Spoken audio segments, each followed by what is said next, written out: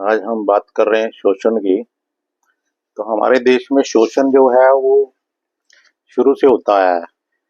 अब आप देखो, हमारे देश के जो नेता हैं जो बोलते हैं कि हम देश सेवा के लिए आए हैं, और वही नेता जो बाहर के लोग हैं, जो बाहर के नेता है, वो भी देश सेवा कर रहे हैं। अब भूटान का पीएम देखो, वो खेती बाड़ी करता है।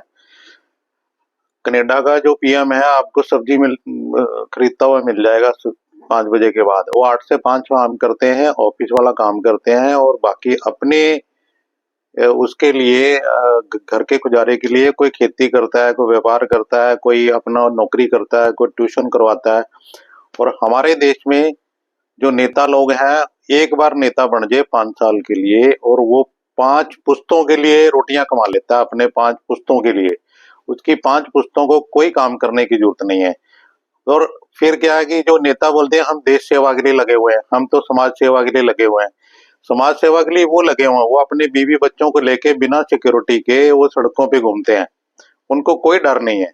जबकि हमारे देश में उन सभी नेताओं को डर है, क्योंकि इनकी सबसे ज्यादा सिक्योरिटी इनको चाहिए। यहाँ तक कि हमारे देश के जो नेता हार गए हैं ना, हार गए हैं, उनको भी सिक्योरिटी चाहिए हारने के बाद भी। क्यों? उसको पता है 5 या 10 साल मैंने लूटा, अगले वाला आ गया, वो 5 साल वो लूटेगा, फिर उसके बाद वो लूटेगा। तो हम लोग शोषण के लिए ही बने गए हैं। पहले आ गए मुगल, मुगलों ने शोषण किया, उसके बाद अंग्रेज आ गए, अंग्रेजों ने शोषण किया, फिर ये सफेद कुर्ते वाले आ गए, फिर ये शोषण कर रहे हैं। तो आपको लड़ाते रहेंगे ये हिंदू मुस्लिम में, और ये शोषण करते रहेंगे, और आप शोषित होते रहोगे। जब तक आप डंडा लेके नहीं खड़े होंगे, तब तक ये आपको कोई रास्ता नहीं देंगे। और ये आप ना आरटीआई मांग सकते हो, आप ना एक और किसी भी आज तक नेता देखा आपने कि उसने पुराने नेता की कब्जा किया हो, किसी की उसने उसकी प्रॉपर्टी को सीज करवाया हो? कोई नहीं मिलेगा आपको।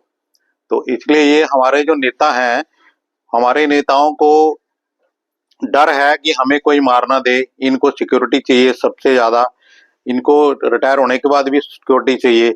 अरे अगर तुम्हें देश की सेवा कर रही हो तो डर किसका? अगर डर नहीं है तो फिर इनकी सारी सिक्योरिटी हटा देनी चाहिए, फिर इनको जनता को ही मार देना चाहिए कि इन्होंने हमारा शोषण किया है। तो जब तक जनता का शोषण तब तक होता रहेगा जब तक आप चुपचाप गूंगे बन के बैठे रहोगे। तो आपको लड़ाई करनी पड़ेगी, जब तक इनसे लड़ोगे नहीं अपना हक छीनना पड़ेगा। ये आपको देंगे नहीं, ये अपने आप तो छीनते रहेंगे। तुम्हारे टैक्स पेयर की सारी मनी है जो सारे। आप एक नेता देखो जो पुरानी गाड़ी में घूमता था, 5 साल इलेक्शन होने के बाद, 5 साल एमएलए एमपी बनने के बाद उसके पास कितनी प्रॉपर्टी आती, हजारों करोड़ की प्रॉपर्टी आ जाती है। उसको कोई पूछने वाला नहीं है, कोई सरकार पूछने वाली नहीं है, कोई आदमी पूछने वाला नहीं है, और उसको कोई पुलिस वाला पूछने वाला नहीं है, कोई जज पूछने वाला नहीं है, क्योंकि सबको कट जाते हैं। और हमारे देश में सारे ही सारे जैसे ना, मतलब आम जनता तो पिसने के लिए है। वोट दे दो, वोट के टाइम में हम सोचते हैं कि नया बंदा चुनेंगे तो नया बंदा कुछ करेगा। वो नया बंदा भी, उसका भी बाप होता है, उसको बोलता है भाई 5 साल मैं खाऊंगा, चुप करके तू बैठा रहे, ज्यादा बोलना नहीं है। अगले 5 या 10 साल में तू आ जाएगा और तू खा लेना, मैं बैठ जाऊंगा।